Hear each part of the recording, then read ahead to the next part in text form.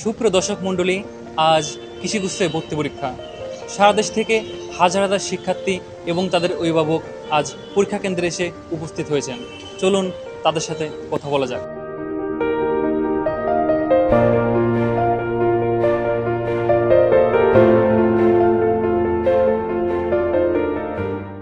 তুমি কোথা থেকে আসছো? আমি পাবনা বেড়া থেকে আসছি। তোমার কি আসতে কোনো অসুবিধা হয়েছে? আর তোমার এই ক্যাম্পাসটা কেমন লাগছে? সুন্দর।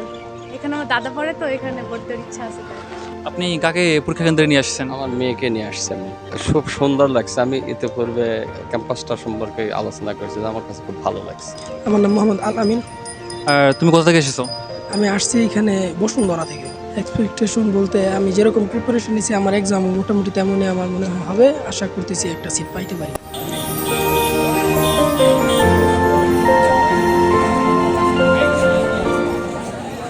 এই ক্যাম্পাস আমার ভালোই লাগছে, যে জায়গাটাও বড় আছে, একাডেমিক বিল্ডিংগুলো সুন্দর এবং যে ইনফ্রাস্ট্রাকচারগুলো আছে এগুলো অনেক ভালো লাগে। পরীক্ষা আমার জানা মতে মোটামুটি ভালোই দিয়েছি। আমার বেশিরভাগ প্রশ্ন উত্তরই মানে কমন পড়েছিল, এখন বাকিটা আল্লাহর। আমি মেবি 80+ দেখিয়েছি। হ্যাঁ অবশ্যই, যদি মেয়েটা আসে আমি এখানেই ভর্তি হবো, কারণ আমার বাসার কাছে, তো আমার জন্য সুবিধা হবে।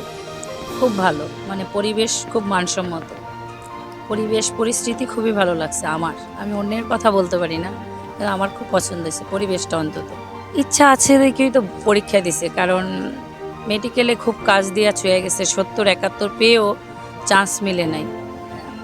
তো এখন না পাওয়ার কারণেই তো এখানে আসা।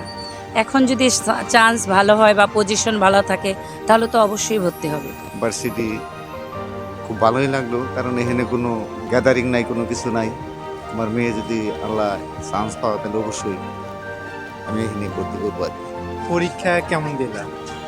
পরীক্ষা মোটামুটি আলহামদুলিল্লাহ ভালো হয়েছে। কমনের মধ্যে ছিল ফিজিক্স আর বায়োলজিটা মোটামুটি কমন ছিল।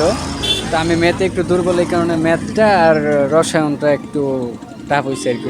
ওইটা আমি স্কিপ করছি। বাকি যে এক্সামগুলো ছিল ওটা আমি আলহামদুলিল্লাহ ভালো দিছি। পরীক্ষার মধ্যে ভালো হয়েছে।